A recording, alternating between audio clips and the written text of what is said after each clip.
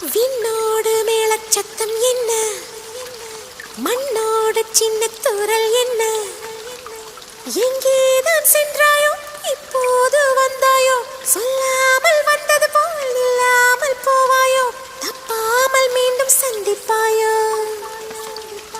நீ வரும்போது